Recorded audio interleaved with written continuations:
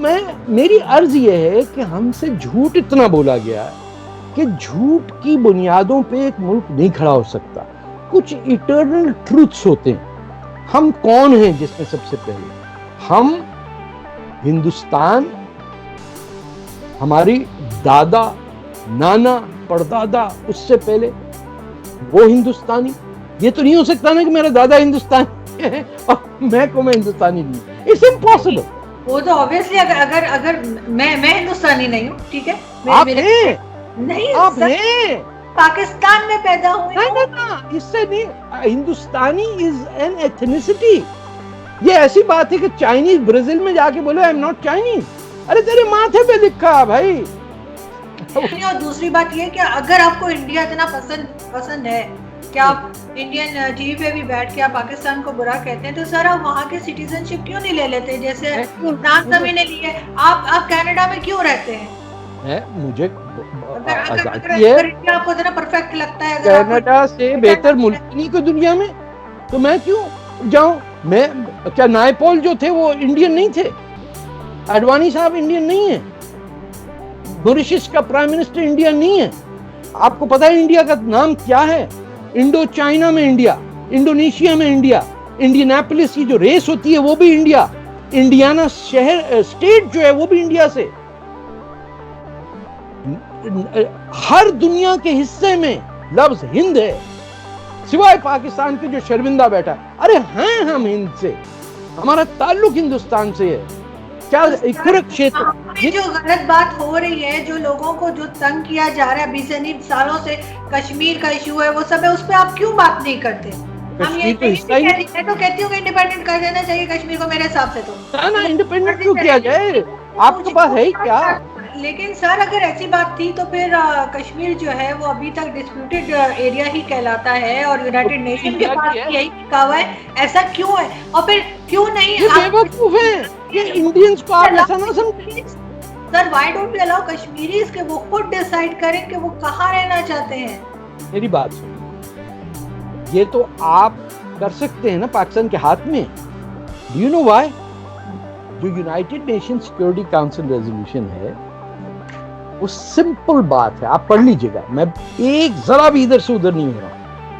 उन्होंने कहा है कि plebiscite in Kashmir shall be held in the following 3 steps. Every Pakistani civilian and military official not living there before 1947 shall have to vacate. Then, number 2 step, once they have left, the Indian army will vacate all of the territory within it except for administration in Srinagar. Once those 2 steps are taken, the UN will conduct a plebiscite over there. बड़ा simple है, ये हमारा stand है कि plebiscite होना चाहिए। I agree with you. लेकिन जिस कानून के तहत आप प्लेबिसिट चाहते हैं, आप उसका पहला स्टेप तो लें। आपको तो मजे आ रहे हैं। आप मुझे बताइए कि जो ये मेरे पास पढ़िए, देखिए इस किताब को जरूर पढ़िएगा, ये पाकिस्तान में बैन है, रेडर्स इन कश्मीर। ये है मेजर जनरल अकबर खान की, जो खुद, प्लीज, ये 1971 जब हुआ, ये देखिए इसमें डेट भी पड़ी हुई है, जब पाकिस्तान टूटा तो कानून वानून नहीं था बांग्लादेश जाने के बाद, तो खटाखट की किताबें छप गई। अल्लाह का शुक्र है क्वेटा में मैंने 27 अगस्त को खरीदी। एनीवे, ये सब बता रहे हैं कि क्या हो रहा, कि किसको कह रहे हैं। 20,000 राइफल पाकिस्तान पुलिस की चोरी करवाई इन्होंने, और वो जो लश्कर था उसको दे दिए।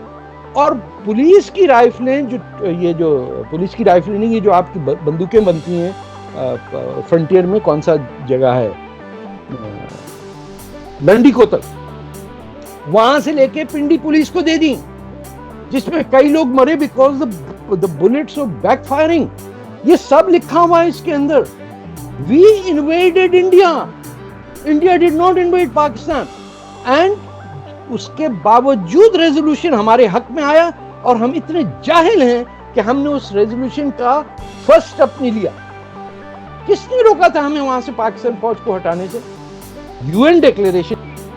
तो पाकिस्तान बात करता है, इंडिया बात करता है, सिर्फ नहीं किसी से पूछा जाता तो कश्मीरियों से नहीं पूछा नहीं, जाता। आज तक इलेक्शन की बात। ये जो गिलगित बल्तिस्तान है, आपको पता है कैसे आया पाकिस्तान में? आप थोड़ी रिसर्च करिए कैप्टन ब्राउन के बारे में, अब पता करिए कि कैसे कौन सा हिस्सा क्यों पाकिस्तान में आया। क्योंकि रूसी फौज से जो हवा निकल रही थी बरतानिया की, इन्होंने वो एरियाज पाकिस्तान में डाले बफर जोन के लिए।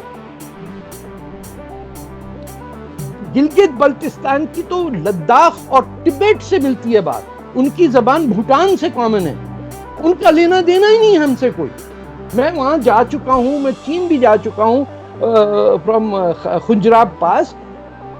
ये आर्टिफिशियल कंट्री आप बनाएं और पंजाब को काटें और कहें कि ये हम रखेंगे वो तुम रखोगे।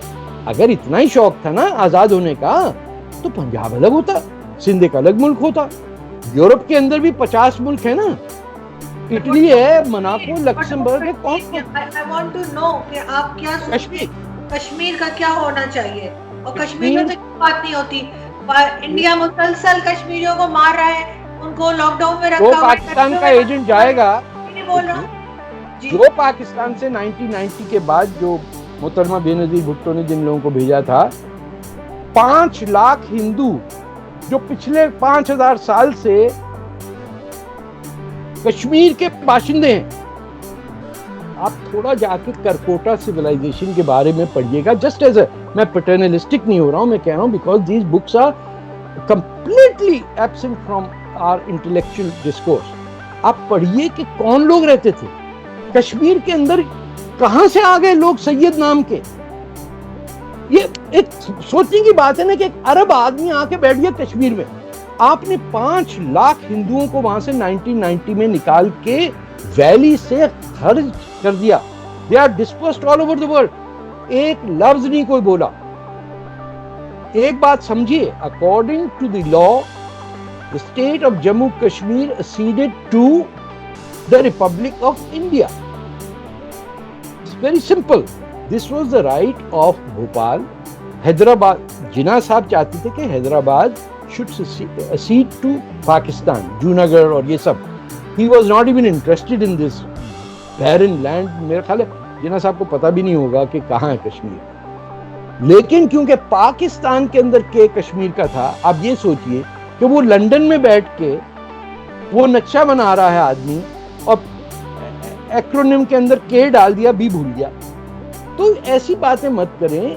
हिंदुस्तान में जो मुसलमानों की इन्वेजन्स का दुख है, ये वैसा ही है मुस्लिम माइनॉरिटी रूल जैसे साउथ अफ्रीका में वाइट माइनॉरिटी रूल था। कि हमने को वीजा दिया था बाबर को यहाँ आने का, हमने तैमूर को इनवाइट किया था कि भैया आजकल फ्री चल रहा है, ग्रीन कार्ड मिल रहा है, वो आज